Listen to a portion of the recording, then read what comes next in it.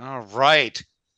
Good evening, everybody. Welcome to L&D Philly's final event of 2023. It's almost a new year. We're in festive mood with first night of Hanukkah tonight, and Keith with the Christmas tree in the background. So we're ready to rock and roll. So let's talk about the man of the hour here.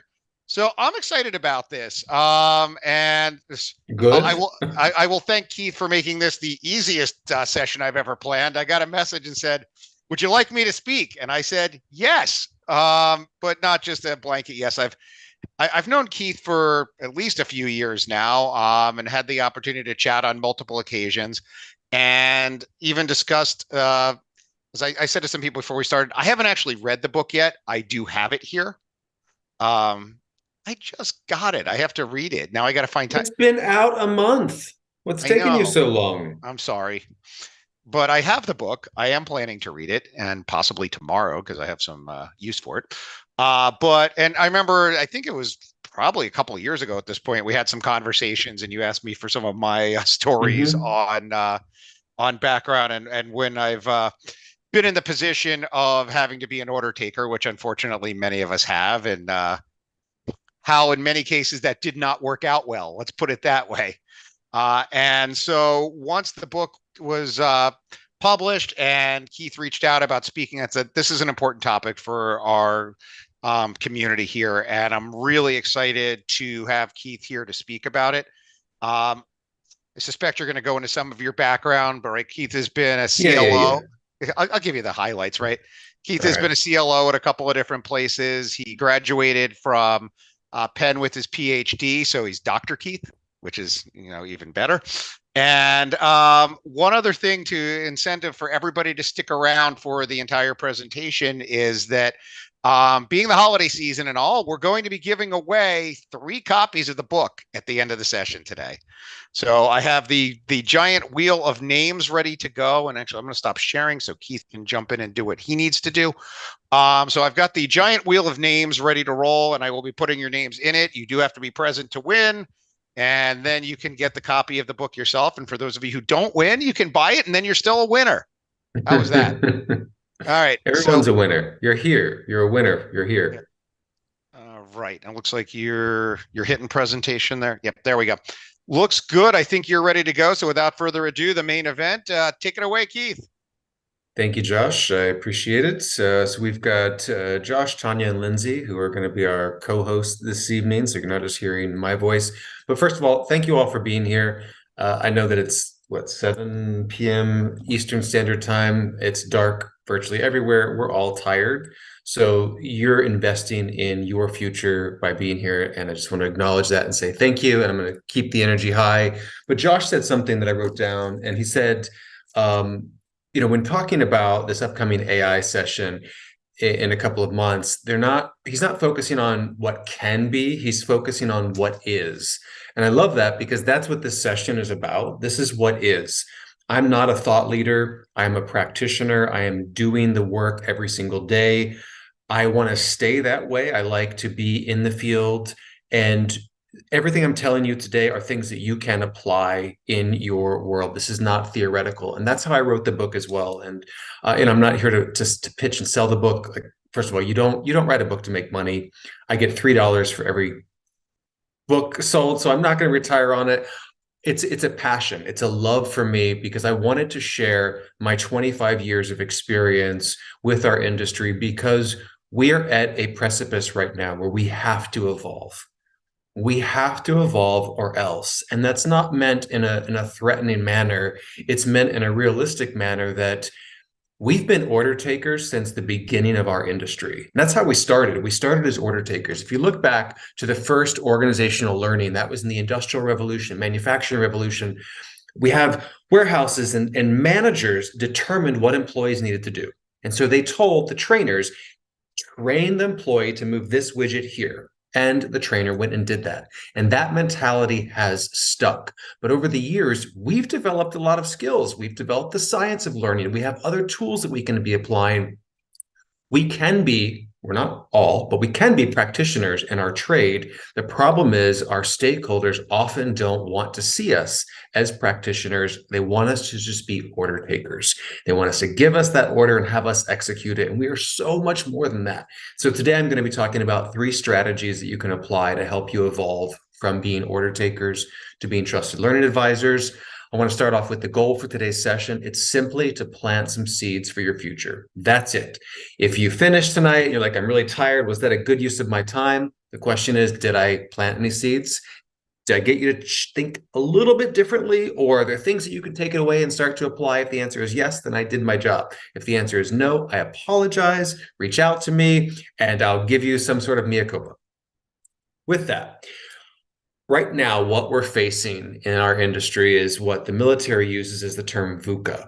Volatility, uncertainty, complexity, ambiguity. This is not just L&D. This is us as humans. This is how we describe what we're facing on a daily basis. And I don't know about you, it perfectly describes my life. But again, it also describes our industry because things are changing so fast, so quickly. It is volatile. There is a lot of uncertainty. It's complex. It's ambiguous. There's a lot of times I don't necessarily know what I need to be doing, but I know that there are individuals in the organization that need me. There are individuals in the organization that need you, and those are our learners.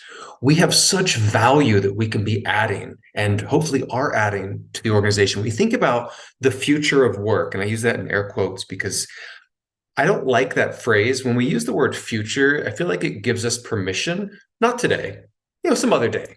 Maybe tomorrow, maybe next month, maybe next year, but our talent need us today. We need to be helping them upskill, reskill, second skill, AI skill, technology skill, whatever skill they need to be learning. That's what we exist for. So we have so much value that we can be adding, but there is a problem, and that problem is our stakeholders think that they can do our job. Everyone in the end organization thinks that they can do our job. I don't know about you, but when I go to IT or HR or even sometimes marketing and I try and give them an order, they immediately come back to me and say, that's not our process. And then my hands are tied. And that's it. And I have to follow their process. Why are we the one group that we're not allowed to say that? When I say that's not my process, they'll come back, we'll do it anyway. And if you don't do it, I'll find somebody else to do it. Everyone thinks they can do our job. So I want to kind of open it up first before I really drill down to this. How often do you feel like an order taker? Go ahead and put in chat. And if you're driving, definitely don't put it in chat. Come off mute if you want to share, but maybe a percentage is fine. How much of the time do you feel like an order taker? Tanya, why don't you kick us off? So I'm going to say 50% of the time, half the time. That's what I feel like. 50%. Yeah. Yep. Anna says 60%. Angel says 70%. Josh, what about you? Yeah, I think I'm in that 50% range. And then I don't know if that allows for when I push back on that as well, but I definitely get the requests. I want to hear from Tracy because Tracy, you're the first person that I've ever heard say 20%. What is your magic? It isn't magic. I think it's just more of my position. I'm specifically in the leadership programs. 2 of those programs are nominations only. So I'm actually actively seeking from management who they want to nominate through those courses. And everything else is putting it out there and we're really trying. It's a new function. It's not even really a department. So we are trying to build come to us, look at the shiny things we have. We give you a certificate you can print out yourself. It's not even really shiny. But we're trying to put together good programs. So for me personally, and I knew when I put that low a number, when I looked at all others, I was going to get called on. For me personally, very low. And if I do have any people coming to me asking, it's more of oh, hey, we have a vendor for that. Meet this person. So I think I'm in a very fortunate position, but it's very specific. Yeah, that makes sense. And it's definitely coveted. I'll share, I'm the CLO. I have a lot of good credentials. I'm still treated like an order taker all of the time. Doesn't mean that I am an order taker. And Mark put this in the chat. He said, he's very little. It's all about how you take the request instead of what they say. And absolutely, there's a difference between being an order taker and taking the order. We should all be taking the order. Doesn't mean that we have to be an order taker. I have a whole chapter on that, so we'll come back to that in a little bit. But as I said, for me, I'm treated like an order taker all of the time in my organizations, and it is a constant journey and sometimes constant battle for this evolution. And it is an evolution, it is a journey. I don't think that you ever are one or the other. I think it's a pendulum. There are moments where you're treated one way, moments where you may be treated the other. So good, I appreciate that. One thing I've recently learned, and I may be the last person in the world to know this, so you all may be laughing. Did you know that the size of a goldfish is determined by its bowl? Did you know that? I see some people saying yes, some people saying no. Good. So I'm not the only one. I just learned this. And the minute that I heard this, I immediately thought, that's exactly how I feel as an L&D practitioner. I am a goldfish in a bowl, and that bowl is determined, the size of that bowl is determined by my stakeholders and the way that they're giving me those orders. And I just want to get into that bigger pond so that I can grow. And I think it's also sharks as well. Sharks, the size of shark is also determined by the water that they're in, or the space that they're in. So when I think about us, I think of us as being goldfish and needing to bust out of that tiny bowl. And we can do that by being trusted learning advisors. So the question is, why do we need to evolve now? Why today? In my opinion, there hasn't been a credible threat, a credible competitor against us previously. So here was the competitor. Our stakeholders come to us. They don't, we say, hey, we need to do a needs analysis. We need more money. We need more time. And they say, yeah, we don't like that. So we're going to go to another vendor, and we're going to get a vendor who's going to be an order taker. And that kind of perpetuates this cycle. But now we actually have a credible competitor that is available to everybody today at a low cost or no cost. And that is AI. And that is ChatGPT. I know that you got a session coming up next year on AI, but if you are not already immersing yourself to understand AI, you are already behind the curve. I want to give you an example of one specific study happening right now. Dr. Philippa Hardman and Gianluca Mauro, who are both AI geniuses. If you're not following them on LinkedIn, you definitely should be. They are running a study right now with Fortune 500 companies to prove, that's their whole goal. They want to prove that AI can make us, L&D, 75% faster, 75% cheaper, and 75% more effective. And I love this, and I agree with it. AI exists to complement us, to free us up, to do what we can do better, our human skills. So if you can make me faster, cheaper, and more effective, I'm all for it. Here's the issue. A lot of L&D practitioners aren't yet playing with AI. They're not yet aware of how it can make you faster, cheaper, and more effective. But some of your business partners already are.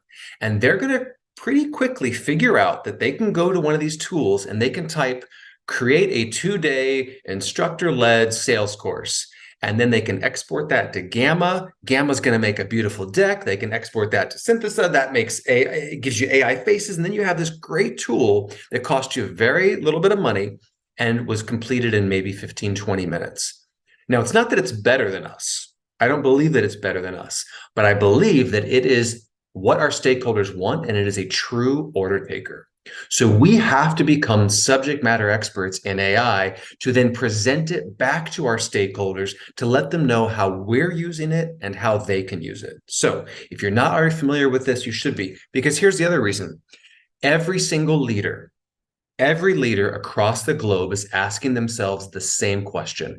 How can AI make me faster, cheaper? And when I say cheaper, that means cut headcount. How can AI reduce my workforce, and how can it make me more money or more effective? Every leader is asking that right now. And I'll tell you today, I know that we can cut about 35% of our workforce right now. because we have frontline workers that are call center agents that are reading documents, analyzing documents, and AI does that better. Now, we haven't cut those jobs now, but I know in the next 2 years, we're going to. So I know that as L&D practitioners, we have got to be staying aware of this and helping our talent look at what skill gaps there are, where the market is trending for their jobs, and help them prepare. This is our opportunity to truly rise up and help our workforce. I'm so excited for this, but I'm also nervous that we haven't developed the skill set that we need to have our stakeholders recognize the value that we can provide. So that's just kind of some reasoning about why I'm saying there's truly a risk right now that we need to evolve. And where we need to evolve to is being trusted learning advisors. So what's a trusted learning advisor? It's a strategic business partner that is embedded in the business. We are respected, we are sought after, we are trusted. I don't know about you, but those are characteristics I've been pining for my entire career. Often L&D sits on the side. I would say for the first 15 years of my career, I did not think of myself as a strategic business partner to the business, to my stakeholders. I thought of me as L&D. I thought of what goals am I trying to accomplish as me? What do I think L&D needs to do? I'm using level 1 surveys. I'm using butts and seats data. I'm using all this data that my stakeholders don't care about because it wasn't truly valuable to them. And only when I started to become their business partner, understanding their language, embedded in the business, did I understand what was important to them and start to demonstrate that value? So what we need to be is trusted learning advisors. So for today, one of my favorite quotes from Michio Kaku, knowledge is useless if it's not shared. So this is me sharing 25 years of knowledge with you. I'm going to focus on 3 core strategies to evolving to being a trusted learning advisor. But first, question, are there any marathon runners here? Tanya, were you a marathon runner? No. Josh? Lindsay, marathon runner. I run when No. people are chasing me. All right. No running. No running. All right. Well, let's say hypothetically there was a marathon runner here. So Josh, let me throw it to you this way. In 2002, I trained I stretched, and I ended up running the New York City Marathon. Does that make me a marathon runner today? Ooh, that is a trick question, isn't it? I will answer it with, you have been a marathon runner. But you said Tanya? today. Yep. You have the experience of being a marathon runner. But not What- today. What would happen if I went and ran a marathon right now? I would imagine you would not make it to the end. Exactly. I would pull many things, my calves, my hamstrings. I don't have my inhaler with me. Thank you, COVID. I now have to use an inhaler. So I could not run a marathon today, even though I could many years ago. This is a mindset shift that we need to remember as L&D practitioners, that lifelong learning isn't just for our learners. It's also for us as well. Just because you took a class 20 years ago in instructional design, just because you were certified 10 years ago from ATD on something, doesn't make you especially credible in that space today. You have to keep those skills fresh. Strategy number 1 is sharpen your L&D practitioner skills. We have to keep our skills sharp. So I'm going to share with you 5 ways that you can practice this, or best practices, I'll say. And the first, you should understand the science of learning. There is a science for what we are doing. Many L&D practitioners do not recognize this, and I didn't for years. I would say only in the last 5 years did I even know that there was a science of learning. There are 5 characteristics for the science of learning that you should be understanding and applying. Elaboration, having learners repeat back to you in their own words what they've learned. Not memorizing and repeating back what they've memorized, but having them elaborate it, having them connect to other thoughts that they have and being able to explain it in their own words. Learning transfer. We should all be measuring learning transfer. When you are teaching in a classroom, it is a safe space. When they leave that classroom, can they apply what it is that you've taught them? That's the real question and the most important question. That's learning transfer. Interleaving. So many times we teach a process and we teach step 1 through 5 and they memorize it in that order. Well, what happens if step 3, it needs to be recalled? They're like, wait, I don't know step 3. I have to go back and I have to know step 1 and then step 2. So when you mix up how people are learning, that's called interleaving, they're able to actually remember what it is they're learning. Spaced retrieval, Ebbinghaus's forgetting curve. We've all hopefully heard about that. If you haven't, you should understand Ebbinghaus's forgetting curve. And the last one is generation, creating new ideas based on what you've learned, attaching what you're teaching to ideas that might be relevant or contextualized. Relevancy and contextualization is so important and so often overlooked. We try to give our learners all these new concepts without them understanding, how is it contextual to what I'm doing? How is it relevant to what I'm doing? These are 5 characteristics of the science of learning. If you didn't think you were going to have homework, then you didn't think about what type of session this was. You were in L&D. I'm a professor. Of course, you're going to have homework. This is your first homework. Understand the science of learning. Understand these 5 characteristics. I'm going to say something that's controversial. Many people may not agree. Learning is hard. Stop. Learning is hard. There is not a technology that's going to make learning easier. An LMS is not going to make it easier. An LXP is not going to make it easier. If that were the case, we would all be speaking 7, 10, 15 languages. I've been trying to learn Spanish for the last 10 years. Yeah, Duolingo helps. It's cute, but I'm still not able to master it. Learning is hard. But understanding the science of learning, understanding the way the brain works, can help lighten the cognitive load. You are doing a disservice to your learners if you don't understand the science of learning and you don't apply these principles in the programs that you are developing. It's not going to make it easier, but it is going to lighten the cognitive load for our learners. So please, homework assignment number 1, understand the concepts of the science of learning. Number 2 strategy, still part of building your skill set, is have the biggest toolkit possible. Trusted learning advisors have the biggest toolkit. We understand what AI is and how to use it. We understand what an LMS is versus an LXP. We also understand all the vendors in the space. What's the difference between Degreed and Edcast? What's the difference between Cornerstone and SuccessFactors and Docebo? When might you use an LXP over an LMS? Does an LXP replace an LMS? I don't know. You should know that answer. What's a MOOC? Are MOOCs still even relevant? Are people using MOOCs anymore? How did MOOCs begin? AR, VR, MR. What's the difference between those 3? When would you use one? When would you not use them? Stakeholders love to say, oh my God, VR, it's so great. Remember, for the last 10 years, VR was going to change all of our worlds in L&D. I had so many companies who wanted VR.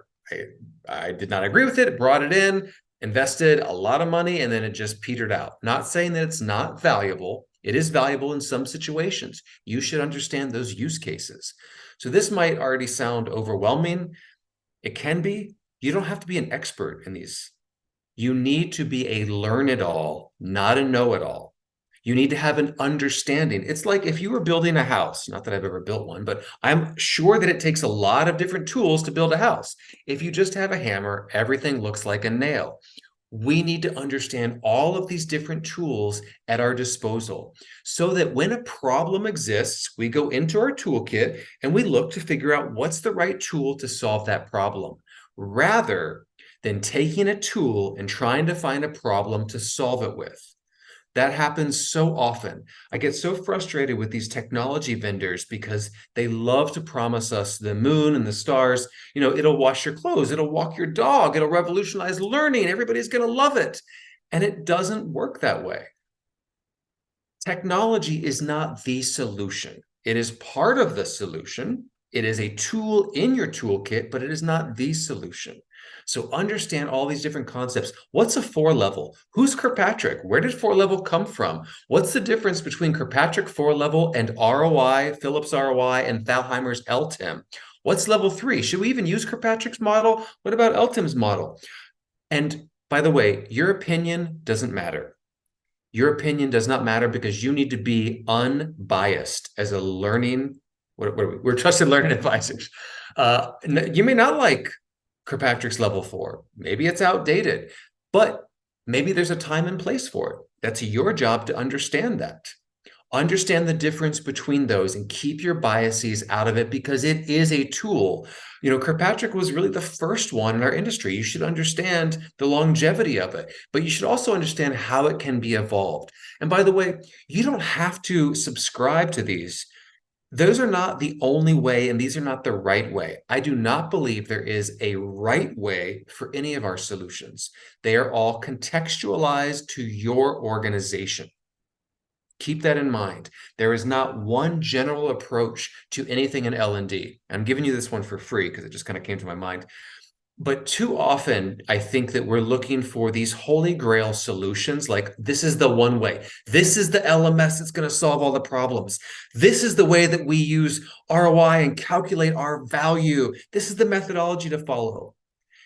Every organization that I've worked in is contextualized to that organization.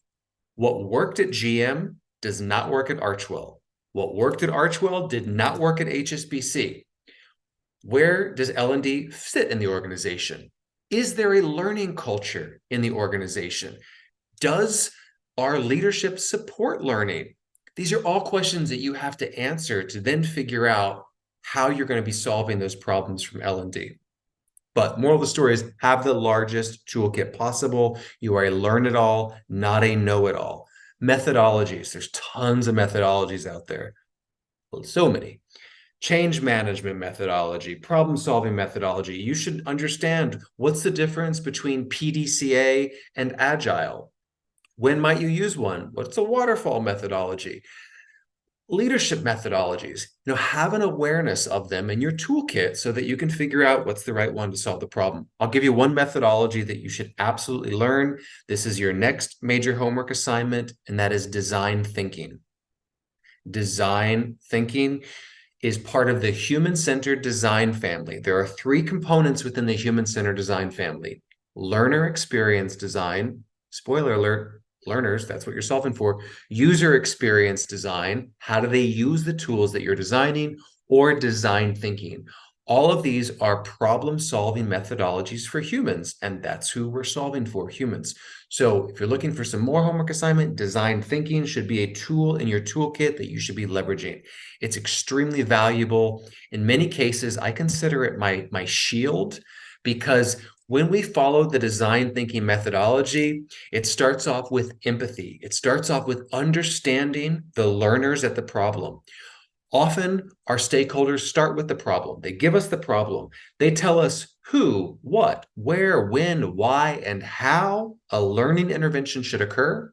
They give that to us and they say, okay, execute that.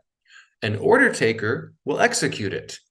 A trusted learning advisor will take the order and then they'll take a step back and figure out, is this the right problem that we should be solving for? And what do our learners actually need? And that's where design thinking can come in. It's a methodology that you can follow. And the beauty of it is that it becomes less about your voice. It becomes less about Josh pushing back or Keith pushing back. And it's more of, there's a methodology that we want to follow here. It's a scientific, systematic methodology that will help us find the right problem and solve that problem. So design thinking should be in your toolkit. All right, so we talked about keeping your practitioner skills sharp, understanding the science of learning, having the biggest toolkit possible. The third one is elevating your team. Even if you're a team of one, that's elevating yourself. And it starts with this question. Are you a training function? Or are you L&D practitioners? Are you transactional order takers? Or are you strategic business partners sitting in the business? What's your maturity level? Think about it on a continuum. Over here, 0 or 1 could be order taker. Over here, 5 could be trusted learning advisor. Where do you sit on there? Then ask yourself, where does your team sit? Because there can be a difference. You may think you're a rock star, and the rest of your team may not be. That's going to impact how your stakeholders view you. Figure out where you are, where your team is, and then put that aside because it doesn't really matter. What matters is, what do your stakeholders think of you? Do your stakeholders think that you are order takers or trusted learning advisors? Because at the end of the day, it is their opinion, and it is opinion, it's not a fact, it's their opinion or their viewpoint or their perception, their reality that matters. Because look, I can call myself a leader, but if nobody is willing to be led by me, am I a leader? You don't put leader on your business card or your LinkedIn profile, hopefully. It's whether or not people follow you determines whether or not you're a leader. The same thing with being a trusted learning advisor. I don't label myself that. I may think that I have the skill sets and I aspire to be that, but if my stakeholders don't trust me, if I'm not embedded in the business, I'm not a strategic business partner, I'm not a trusted learning advisor. So ask them, ask your stakeholder how they perceive you. That's one of the greatest ways that you can then figure out, how do you need to evolve? Because how do they see you? So that's step one. Step two is, how are you developing your team? And again, the team could also be you if you're a team of one. Here's what I do. I create stretch assignments each quarter, no, every other quarter. So twice a year, stretch assignments. And a stretch assignment is an assignment that pushes my team outside of their comfort zone. It's a safe space for them to fail. Fail to me is first attempt in learning. A stretch assignment is not something we rate them on. It's not part of their performance review. There's no punitive outcome from it. If it doesn't go well, it's an opportunity for them to just learn. So here's one of the things that I do. I give my team literature reviews. I hated this when I had to go through it in school, but I realized once I finished, it was the thing that made me learn the most. One of the things that separates an order taker from a trusted learning advisor is your point of view. Your point of view, not mine, not Josh Berson's, not anybody else on LinkedIn. What is your point of view? So you have to establish your point of view. And here's a great way to do it. I give my team a topic. It could be change management, AI, leadership, LMS, LXP, whatever it is. Every team member gets a different topic. They have to go out and conduct a literature review. That means they can't use Google. They can use Google Scholar. It has to be a journal article. It has to be a research paper where there is citations attached to that. They have to write a 1-paragraph summary of the research paper that they just read. That's elaboration. If you remember back to the science of learning, the first step, because they're having to put it into their own words, what they understood this research means. So they do 10 of those. At the end of that, they then have to summarize what they've learned through their paragraphs and identify a gap that exists. The gap could be in our organization, the gap could be in the industry, and then how they might close that gap. When they're finished with this, they have 11 paragraphs. They have a tangible asset that establishes their point of view. I then bring everybody together for a lunch and learn, and we rotate. And each session, somebody teaches back what they've learned and what their point of view is. That now becomes an asset we can share internally. We could publish it as a white paper. We could publish it to ATD, CLO. We can share it to our stakeholders. But now each employee is establishing their own point of view. That starts to determine their credibility. So think about that as one option. Another option is a book club. And these are kind of basic, but so often overlooked. Book clubs are such a great way for team members to learn because you're doing it together in a synchronous environment, a cohort-based activity. You're sharing together rather than asynchronous. And I'm going to suggest a book. And no, it's not my book because you've already got that and you're already going to use that for your book club. So it's not mine. I'm going to give you a different one because you're already going to do that one. Every practitioner should have this book. If you do not have this book, add it to your Amazon cart after mine. Make it stick, The Science of Successful Learning. When I talked about the science of learning earlier and the 5 characteristics, that is from this book. Anybody who calls themselves an L&D practitioner, I feel like it should somehow just magically be added to their cart. You should have to read this before you can truly be a practitioner. This will break it down to you in a digestible, easy to understand manner. It will contextualize it. It will be relevant. It will change the way that you think about your learning programs. This is, and I'm going to use this and not in a religious way. I can't think of another word. This is my Bible. This is my holy grail. that I use at every organization. Every organization is our first book club that we do, so that I make sure everyone in my team understands the basic concepts of the science of learning. So please use this as your second book club book with your team. All right. The next way that you can sharpen your practitioner skills is submit white papers. You know, as I talked about the point of view, the literature review, submit that. Submit what you're doing. All of us have a story. I don't care what your role is, what your job title is. You have some sort of success story or failure story in your organization. Share it. I don't just want the pretty Instagram moments. And I'll tell you, I'm so burnt out with, what are they called? It's a long day. With conferences, because every time I go to a conference, I leave not necessarily feeling good, because it's the Instagram moment of everybody's great success story. And I'm thinking, that's not how it works for me.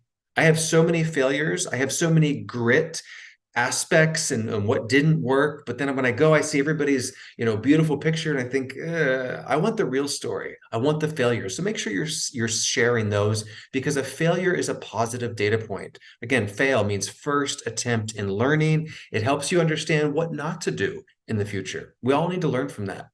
Award submissions. If you're not already in the award circuit, I highly recommend you do this. And not just for winning. Yes, we all love to win awards, but here's a secret strategy that I use. ATD, Brandon Hall, CLO, Training Industry. You can go on their website right now and you can download their submission criteria. Their submission criteria is such a secret, valuable tool, because it's a framework for how an outside entity is going to determine whether or not you were successful in your project. So there are times when I'm burnt out and I can't think of how should I frame my strategy, or what are some ways or things that I should be thinking about as I'm developing my program. So I start with the end in mind. I start with, I want to win an award for this. How do I win an award? I work backwards and I figure out, well, how are they going to measure me on whether or not I was successful in this project? And those award submissions break that down for you. So think about that in the future, with your team. If you're trying to figure out a strategy or you're working on a new project, just take a look at some of those award submission forms and work backwards. Speak at industries if you're not already doing that. Anybody can speak at an industry session. You all have stories. What I love about it, and that's really what started to change the trajectory of my career, was forcing myself to put together the story of what we're doing and present it back in the industry. And I started with ATD, and I was extremely nervous throughout doing this, but every time I retold the story, I was able to craft it and get better and better at it, and it made me a better practitioner. Share your stories. All right, so we talked about the science of learning. We talked about building the biggest toolkit possible. We talked about, I forgot. Josh, what was the third one? Pop quiz. See if you're paying attention. Wait, what were the first two again? Well, if you don't know the first two, this goes back to the science of learning. You're trying to memorize them. Interleaving. I forgot. Elaboration was one of them. Elevate your team. Elevate your team and make it stick, and then share your story. All right. I've been adding books to my cart, All right, fair enough. Okay, so here's what we're going to do. We're going to throw you into breakout rooms for about 5 minutes, and I want you to talk about these. I want you to discuss this first strategy into sharpening your practitioner skills. How might this work in your organization, and what barriers might you have to overcome? I'm not saying that you're going to be able to apply all of these immediately, but these are tools that you can use. So how might you be able to use these, and what barriers might you have to overcome to actually be able to use these? So we're throwing you into breakout rooms, and we'll pull you back in about 5 minutes. Welcome back. Oh, no, not yet. Maybe? No. Some. They're trickling in. It has a minute to end the room, so some will probably take the minute. I accidentally tapped to leave my room, so I left my partner stranded. Hopefully she'll figure it out. Are you still driving, Amy, or sitting? No, we have just arrived. We were driving to Boston, so I was leaving central Pennsylvania, coming to Boston. We just arrived at my parents' house. Oh, nice. Long drive? Yeah, it's about with traffic, it was about 7 hours, so that was enough. That is long. Now they're closing. So we should be back here in a second here. All right, welcome back. I want to address two things I just saw in the chat while you were gone real quick. One of them, Deborah, early on had asked, do you think knowledge of the business helps address the order taker role? In other words, as you know more about the business, the more likely your recommendations may be considered. 100%. That's the core essence of the book, building a relationship, building trust. And we do that by understanding the business. You don't have to be experts in the business, but in fact, the next strategy is going to focus on that. So great question. I'm going to come back and drill down that a little bit more. And then someone else had said, Teresa, you had asked, is Trusted Learning Advisor what we used to call a performance consultant? Not really. A Trusted Learning Advisor can be a performance consultant, but historically, I think performance consultant was largely focused on driving performance. I don't think that the two are dissimilar, but I don't want to say that it is a replacement of. A performance consultant can be a trusted learning advisor. And I particularly didn't drill down into performance consulting because I think that is such an important skill set that should be part of being a trusted learning advisor. But I would say it does not replace being a performance consultant at all. Okay, so I'd love to hear from a couple of people about what you talked about in your breakout rooms. Tanya, you mind if I call on you first? So, I mean, we had a good conversation just around what our experience has been, and just really trying to come up with some ways to make these strategies actually palatable, to our organizations. And so we didn't get to that second question about the barriers. So. All right. So what'd you come up with in terms of how to make it palpable? All right, and get my two friends chime in if you will. So Sure. yes. Good evening, everyone. My name is Lysandra Cheatham.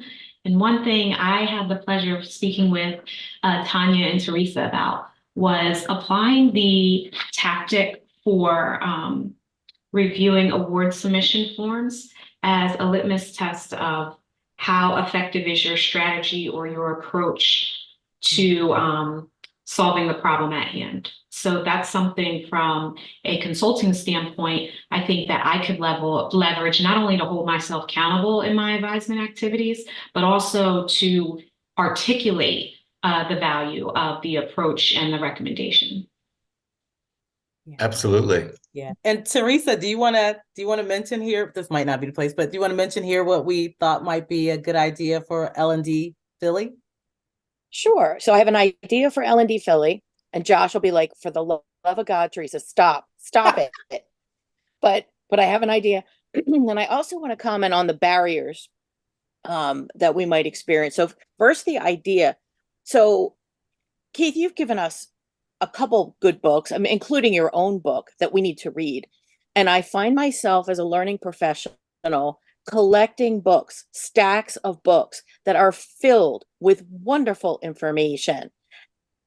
And they are not going to magically come into my head. Like I have to read them. So here's the idea. Every other month, we read a book. We get together on Zoom for maybe an hour, hour and 15, and just say, here's what I learned. What did you agree with? Did you disagree? Was anything life-changing? And that makes us read the book. And plus we can get together and play. So I book just heard club. Teresa volunteer to host that. That's awesome. And actually, Teresa, I would co-host that with you. I would. All right, would so co-host Tanya with and I you. will partner on that. So I I'm say we doing this. rotate around through different beer pubs. Ooh. Oh, there you go. That makes it more interesting. See what you've done, Um, Keith? And I'm wondering, could we use, I mean, I don't know. I don't know that much. I'm still playing around with the AI companion. Could we use that during our Zoom meetings to capture those notes? And maybe Yes. down the road, L&D Philly could write some white papers. There you go. Are you guys using Otter to capture notes? I'm using Otter right now, which is it's interesting. But real quick, barrier. I think the barrier, and of course, I'm an external practitioner, but I work very closely with a couple of my clients. And one of the barriers I think their challenge is they have some senior leaders that have always seen human resources, L&D as order takers. Yes. Like they don't see it. Like we know there's a science to learning. We know there's a lot to this. But it's really very hard for them to, once a leader has something in their mind that they want to do, I'm working with them on influencing skills, but all this to say, Keith, that was a barrier that I am watching my colleagues go through. They listen to me as a consultant, which is crazy. They'll listen to me, but they will not listen to their in-house practitioners. That blows my mind as well, but it's some sort of psychological thing. I have, we're recording this, so I have to be careful. I have companies that I previously was an employee of who now that I'm not on the payroll want to pay me to come back and tell them the exact same thing I was already telling them when I was an employee. So that is a true phenomenon that is a challenge for us. The other piece is we're not going to change everybody's mind. I'm not in any way saying that this book, my way of thinking, the skill set of the strategies are a surefire way to change people's minds, because some people, to your point, they're not going to change. You have to make a decision as a practitioner, and this is controversial, but I'm going to say it anyway. You have to make a decision at some point whether or not you want to continue in that battle or you want to move to a playing field to see if you can drive value. You know, I had to make a tough decision at my last organization because I spent 4.5 years trying to make change. And I reached a point where I realized I had influenced as much as I was going to influence. And so either I could stay and I could get burnt out, or I could find a new home in somebody who wanted my skill sets. And a lot of people don't necessarily like hearing that, but it's the truth. You have to make a decision at some point. How long are you going to spend trying to change something that doesn't want to change? And for me, I just had to look at the leadership. I looked at executive leadership. They didn't care about L&D. If executive leadership does not support it, there's no way I'm going to influence everybody else in between them and the frontline workers. I was just pushing that boulder up the hill by myself. So just something to consider is this is not a foolproof plan. Yeah. Thanks for that. So in the essence of time, I'm going to jump on to our second strategy for today, which is cultivate relationships. Oftentimes we think about ourselves as separate from our business partners. We need cultivating relationships. So here are 4 best practices that you can apply. The first one is identify champions in your organization. Who are the people that like us? It's very easy to find the people that don't. They're the ones that yell the loudest. They're the ones that fill out the surveys most of the time, especially in all caps. They let us know how dissatisfied they are with us. And I'm not discounting them.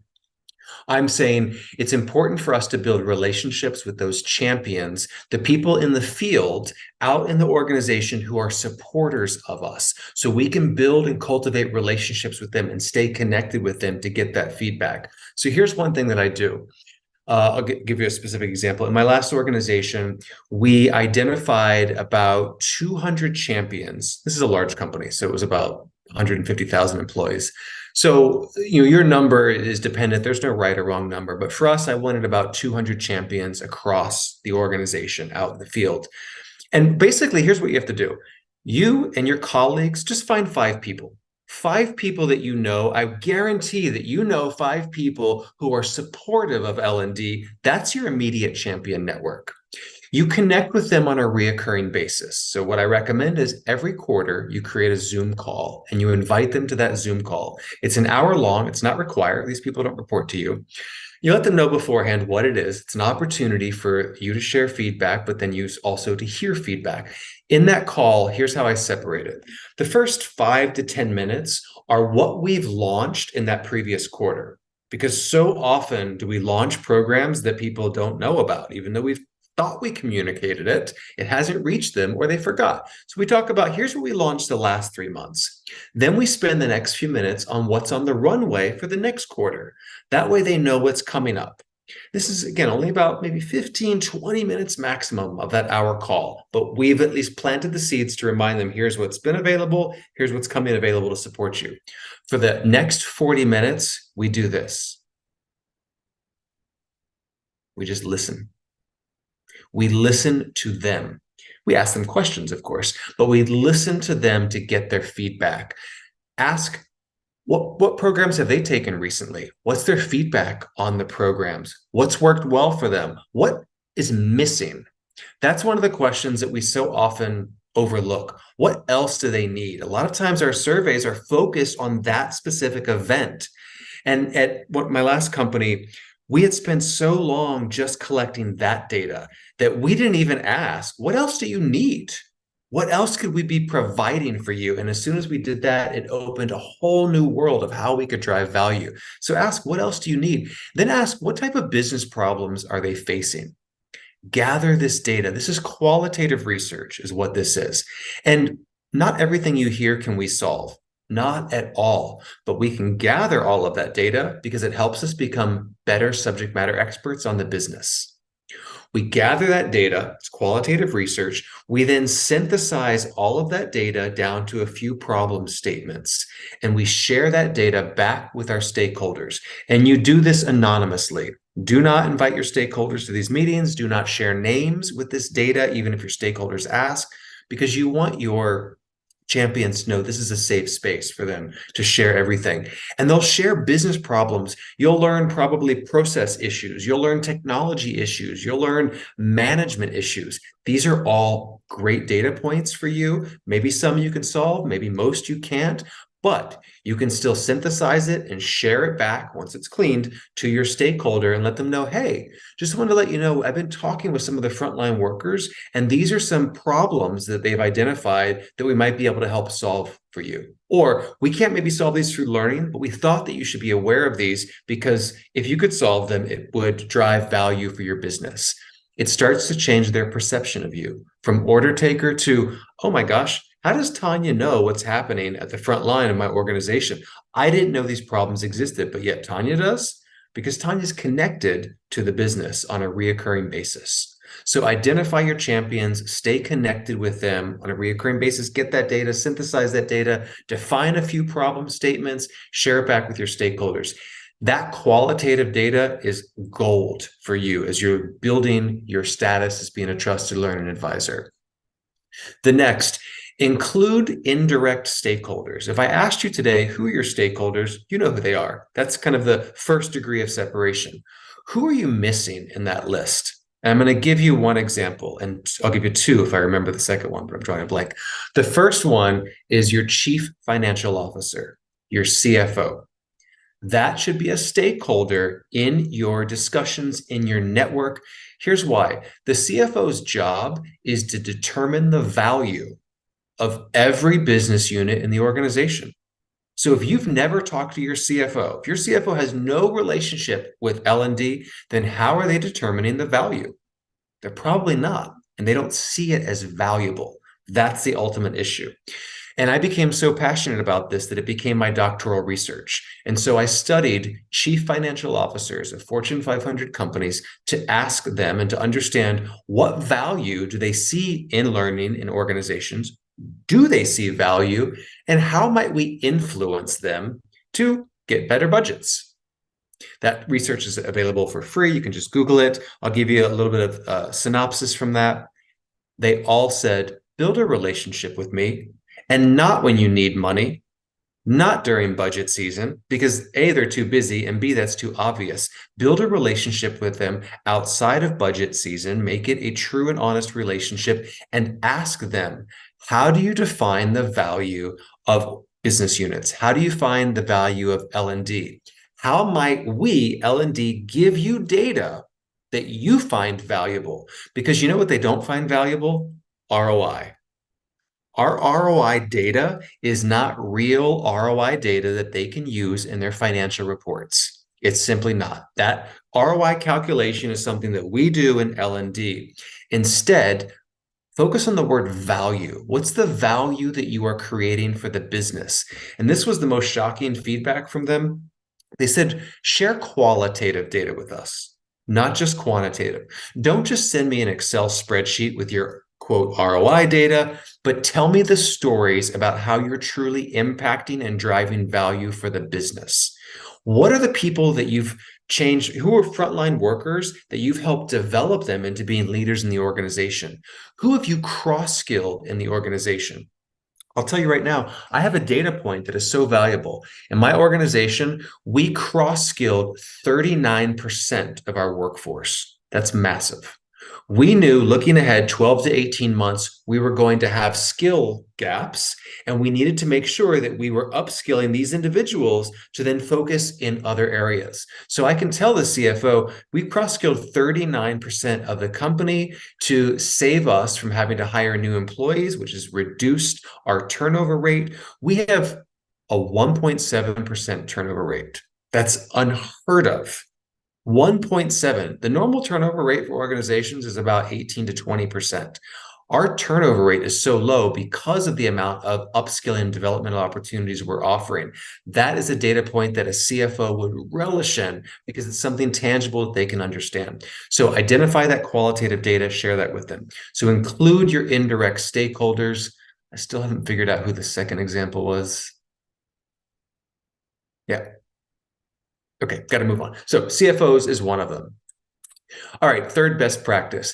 Consider a partner commitment and expectation charter. And this is very simple. It's very basic. And a lot of what I'm talking about is back to basics. And that's important for us to do because I feel like we get so caught up in it's got to be new and innovative and shiny. We got to get the basics correct before we can move on to the other things. Imagine if each of us came with warning labels on our forehead. Like for me, if it said allergic to chocolate, or Josh, it said, doesn't like peanuts, or a real one for me, I hate my phone ringer. My phone ringer is never, ever turned on. You can call me. I don't care how many times you call me, I'll never, ever answer it, ever. But if you text me or email me, I will respond to you in 3 to 5 minutes. I am too responsive almost any time of the day, but I'll never pick up that phone. So as my partner, as my stakeholder, you probably should know that. I had an example at my last organization where I did not, and this is what led me to creating this tool, was I didn't tell my stakeholder this. And there was a day where he called, over a period of 3 days, he called maybe 5 or 6 times. And yeah, I saw all the missed calls, but he never left a voicemail. So I thought, not important. He doesn't need me. When I saw him in the office next, he was very aggressive. When I call you, you answer the phone. Am I not important enough for you to pick up the phone? And I said, whoa, you didn't leave a voicemail. So how was I to know that it was important? And if you needed me, you could have texted me or emailed me. He's not a mind reader. And I'm also not a mind reader. So take the mind reading out of it. Sit down with your stakeholder. Even if you're not a new relationship, even if you're existing relationship, and just create a framework to follow. What do they think is valuable? How often do they like to meet? What modality do they like to use? For example, I don't want to use the phone ever. I'll use Zoom or texting. I told my boss recently, my new boss, text me anytime. Just please don't ever call me. How do you want to work together? What can your partner, what can your stakeholder expect of you? What can you expect of your stakeholder? Sitting down and having this formalized discussion. And there's a template in the book. You don't have to follow the book. Use ChatGPT, create your own. But the point is, you're using this tool as a way to have a face-to-face or virtual discussion with your stakeholder to have them see you differently, to have them see you sitting down, understanding them, building a relationship with them. And that is what helps to change their framework for them thinking of you as just an order taker, just Keith who executes my order. Instead, it's Keith who's taking time to know me, to understand what's important to me, the way I communicate, the way he communicates, so that we can figure out how do we work together. And you review this on a reoccurring basis. I usually review it maybe every 6 months, just in case anything has changed in terms of what are our values, what are our strategies, what are we trying to accomplish? It's an organic document. But again, it's just a way for them to see you a little bit differently. And the last tool, or the last best practice, Watch your language. Watch your language. Your stakeholders do not care what a level 3 is. They don't know what an LMS is. They don't know what an LXP is. They don't know what a MOOC is. They don't know who Patrick is. They don't know Philips ROI. Use their language, not your own. So many times we have our own vocabulary and vernacular. Figure out what theirs is. So here's what you need to do. Ask them for a definitions guide. Ask them for an acronym guide. Ask them for their last 5 or 6 strategy decks over the last couple of years. Get their vision, mission, value statements, and pull the words from all of those into your vocabulary. It is not their job to understand you. It is your job to understand them. If you don't have access to any of those, then talk to the frontline workers. You'll know pretty quickly what are keywords that are valuable to your business partners that you can then leverage and use those words. It is a psychological way for them to start to recognize that you understand their business because you're using their vocabulary. It's a great tool, an easy tool. We often overlook it. So watch your language. Identify champions, find your indirect stakeholders, including the CFO, create a partner commitment and expectation charter, and watch your language, use their language. So same thing. Oops, I don't want you to see this yet. So we're going to send you back into breakout rooms. Let me see the time check. Actually, no, we're not, because we only have 15 minutes left and I want to get to the next one. So kind of the same thing. I would love to hear from a couple of you. How do you think you might be able to apply this, or are there any barriers to this? Just come off mute. Keith, this is Mark. I say the biggest barrier is us. I mean, if we believe, I think I mentioned this in our small group, that begs the question: trusted advisor to whom? And if we think that we need to be the subject matter expert, no one may care. In fact, results speak louder than all the words we may use in the action. So we may have a big toolkit. They don't care. They want to know that we have a variety of things and we see things differently. But your points here about cultivating relationship, but the language you use, understanding the business, what are their pressures, seeing us as helping add or creating a competitive advantage for the organization, and how we do that. You said earlier about understanding what it means to add value. All of these things are important. You've hit upon some really important things, and I put in the chat there to support what Deborah Williams had said, is that I think a trusted advisor to our stakeholders is what we're aiming for, and that means we got to know where they're coming from, and we got to be a partner with them in a solution way that adds value. Anyway, that's my little soapbox statement. And so the barrier could be us, because if we don't think that way, or we see ourselves as creating, being a subject matter expert as creating the trusted advisor, we may be going down the wrong path. Yep, and that's a great point. I think one of the challenges is we try to keep ourselves as experts in L&D. And yes, we need to be experts in L&D, incredible in L&D, but that's not all. And that's the problem, is that then we try and spew all of our L&D stuff out to show that we're credible and important and understand learning. Well, unfortunately, our stakeholders don't really care about that. They care about them. They care about their problems and their challenges. And, the word Mark said was their priorities. That's the most important thing you can do. Figure out your stakeholders' priorities and help solve them. And I'll leave you with kind of this other thought. Our job is to make our stakeholders the hero of their own story. So let that sink for a minute. To make them the hero of their own story. It's not to make us look good. It's not to try and tell, oh, L&D is so important. Look how valuable we are. That is a byproduct. When our stakeholders win, we win. And too often do we try and separate the two. The L&D's over here. It's like L&D's got to win. No, our stakeholders need to win. Our learners need to win. And we win as a byproduct of that. Absolutely. Thanks, Mark. One more. Anybody else want to share? I just want to jump in real quick because we had a couple questions in the chat. So Matt had asked, to what extent does personality, relationships, and influence determine if one becomes a trusted learning advisor? It's huge. Absolutely. I mean, for me, I'll give you an example. I'm an introvert. Building relationships is extremely difficult. And building relationships is one of the most important aspects of being a trusted learning advisor with our stakeholders. So it absolutely plays a part. And as a trusted learning advisor, you have to reflect on yourself. And you have to reflect, what skill gaps do you have? What are your strengths in building relationships with people, and be able to work on those? And I can say for me, it's a lifelong effort to try and level up my relationship building. It's a great question. And the second question from Matt is a clarification on when you were talking about pulling your champions into meetings.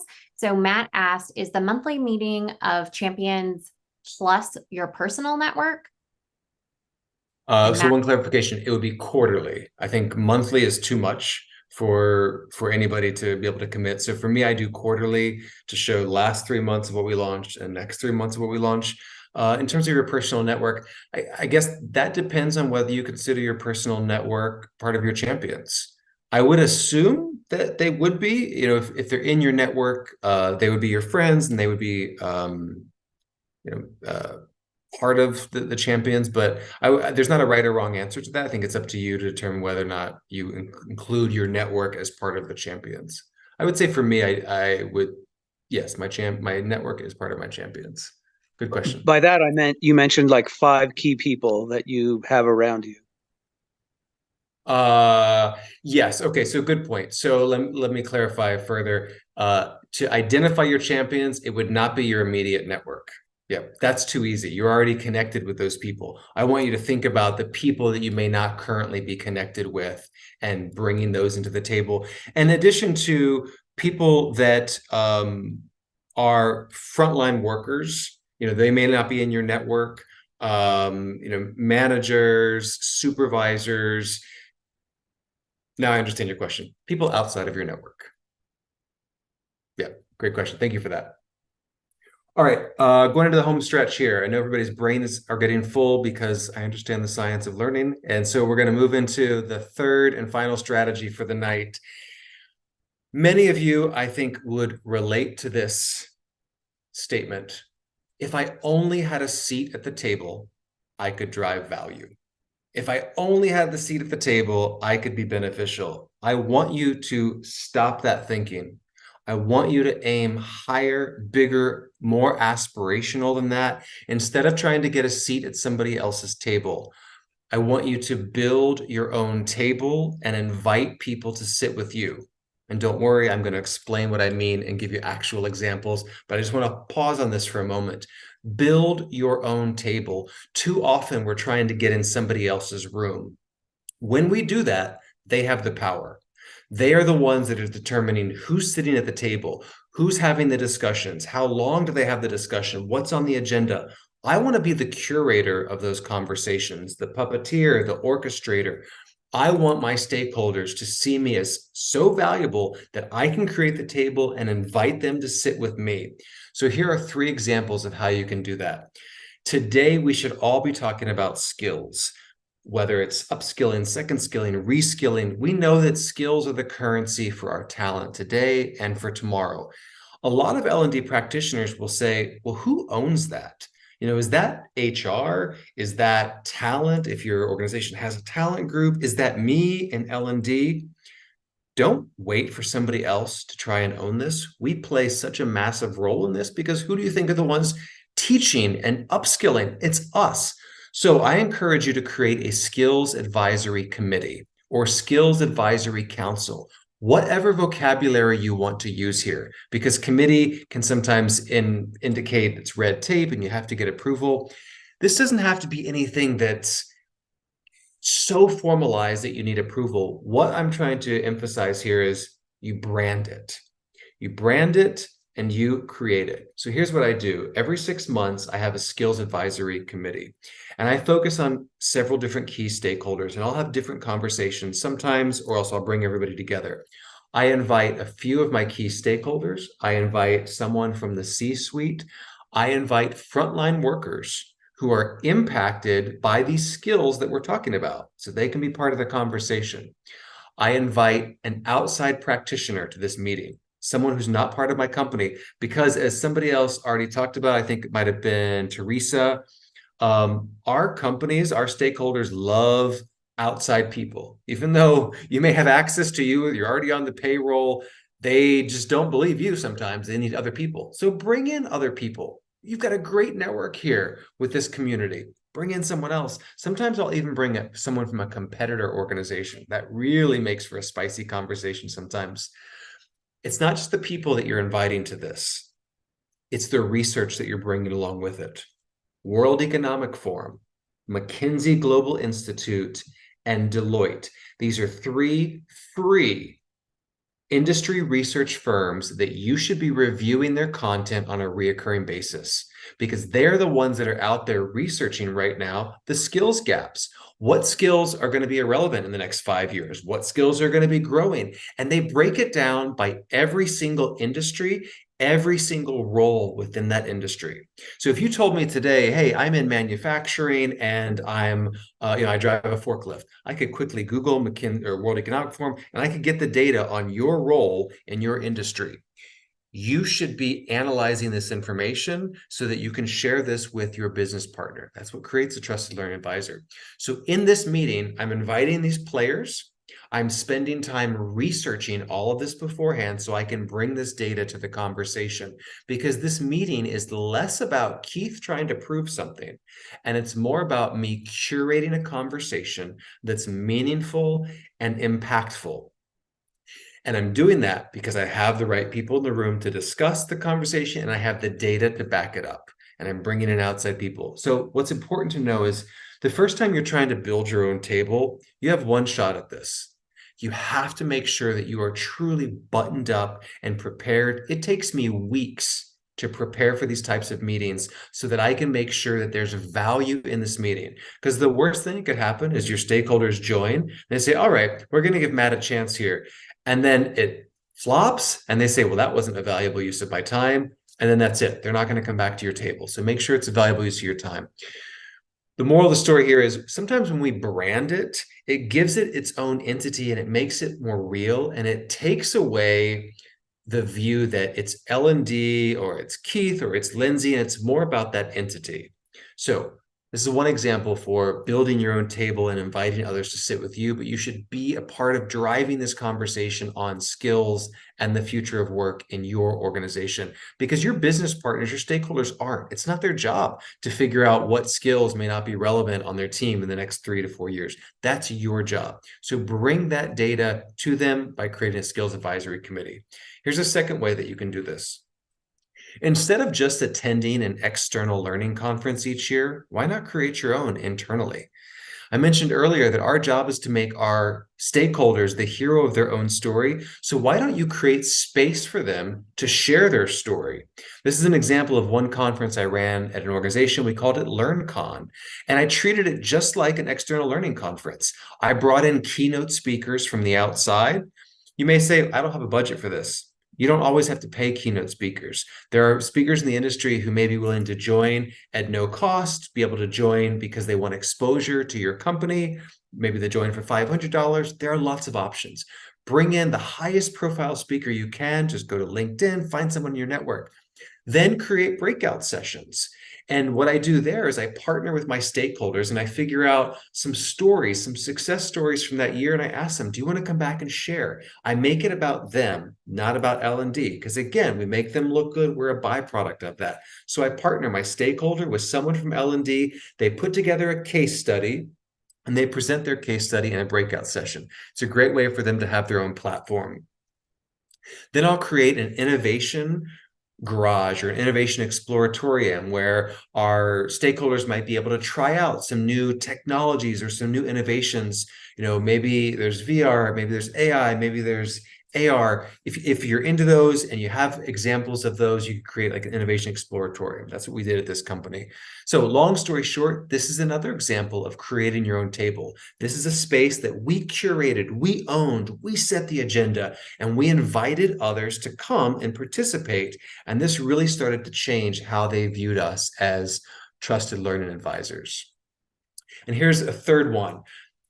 We branded innovation. So our stakeholders told us, you're not innovative, you're an order taker, we don't trust you, and they weren't wrong. We were trying to just take those shiny objects and find business problems to solve with them, rather than taking the business problem and then going into our toolkit to solve. So we had a branding issue. So what we thought about was, what if we just rebranded this idea of innovation? This is nothing more than a logo and a tagline, and they loved it. So what we did was, for each of our stakeholders, we identified 3 business problems they were having, and we crafted a 10-minute research study on how we might be able to solve that business problem for them. And we systematized it and made it very curated. We followed a specific framework. It was very clean, clear cut. We weren't asking for money. We weren't asking for anything. All we were doing to them was saying, hey, over the last year, we captured all this qualitative data from you, from the frontline workers, and here are some business problems that we uncovered. And we want to share with you how we might solve those business problems. And we explain it in about 5-6 minutes, and then we talk with them for another 5 minutes. In, out, we've planted seeds with them so that they can start to see us a little bit differently.